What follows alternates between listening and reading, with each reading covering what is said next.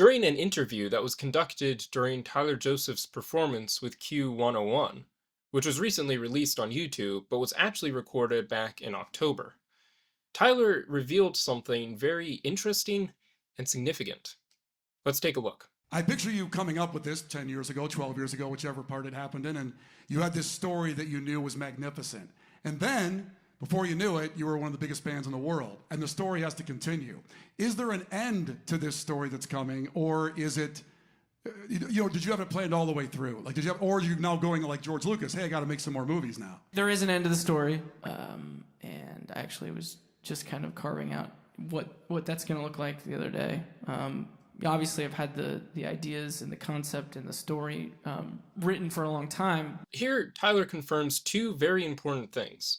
First of all, as many suspected, the end of the Paladin Straight music video is not the end of the story, because there's another end which he has in mind, which he's still working on. Which leads us to the second thing, the fact that he's still finalizing and working out the details for how the story is going to end. Now, there's two reasons why this may be. One, he's had the plot, the outline for the story all along, from the beginning, and so there is an ending which he's had for the past 10 years, but the exact specific details of it have not been quite worked out yet, because he's still working on writing that scene, as it were. But perhaps he hasn't known exactly how it is going to end. Or perhaps they had an ending which they scrapped, and are reworking and rewriting.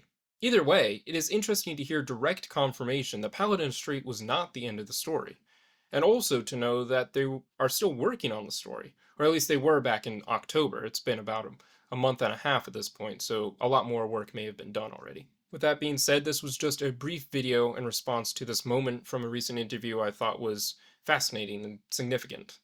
There will be a longer video on Friday, and then again on Monday. Thanks for watching, and be sure to comment your own thoughts on this down below, and don't forget to subscribe for more commentary and reviews.